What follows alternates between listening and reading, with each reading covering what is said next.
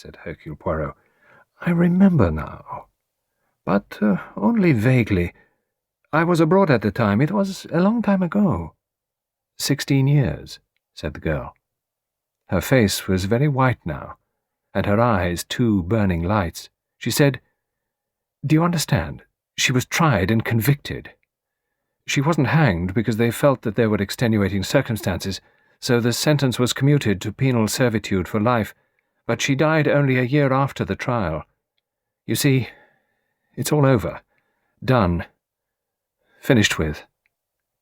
Poirot said quietly, "And so?" The girl called Carla the Merchant pressed her hands together. She spoke slowly and haltingly, but with an odd, pointed emphasis.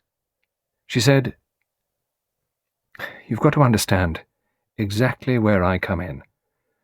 I was 5 years old at the time. It happened.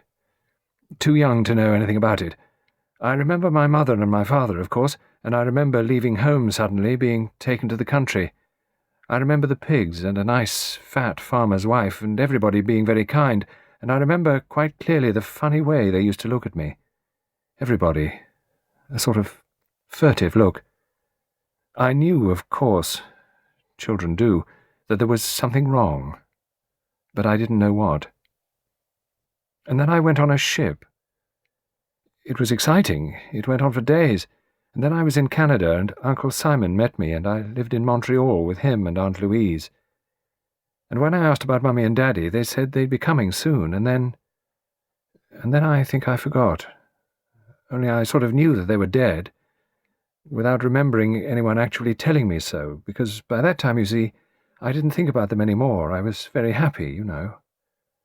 Uncle Simon and Aunt Louise were sweet to me, and I went to school and had a lot of friends, and I'd quite forgotten that I'd ever had another name, not Le Marchant.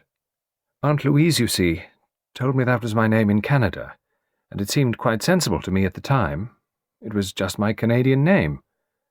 But as I say, I forgot in the end that I'd ever had any other." She flung up her defiant chin. She said, "Look at me.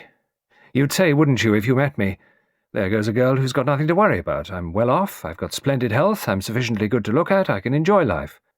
At 20, there wasn't a girl anywhere I'd have changed places with. But already, you know, I'd begun to ask questions about my own mother and father, who they were and what they did. I'd have been bound to find out in the end. As it was, they told me the truth. When I was 21, they had to then, because for one thing I came into my own money, and then, you see, there was the letter my mother left for me when she died." Her expression changed, dimmed. Her eyes were no longer 2 burning points. They were dark, dim pools. She said, "That's when I learnt the truth, that my mother had been convicted of murder. It was rather horrible." She paused. "There's something else I must tell you. I was engaged to be married. They said we must wait, that we couldn't be married until I was 21. When I knew, I understood why." Poirot stirred, and spoke for the first time. He said, "And what was your fiancé's reaction?" "John? John didn't care. He said it made no difference, not to him. He and I were John and Carla, and the past didn't matter." She leaned forward. "We're still engaged, but all the same, you know, it does matter. It matters to me, and it matters to John too. It isn't the past that matters to us, it's the future." She clenched her hands. "We want children, you see. We both want children.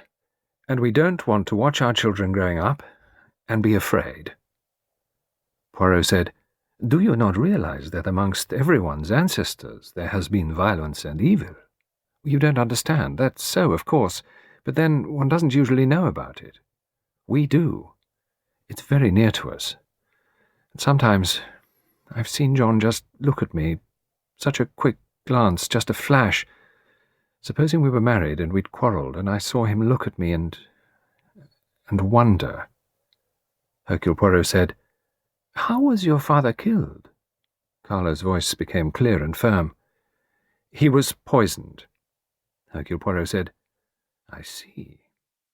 To keep listening to this audiobook, I've left you a link in the description so you can do it, at no cost thanks to Audible's 30-day free trial.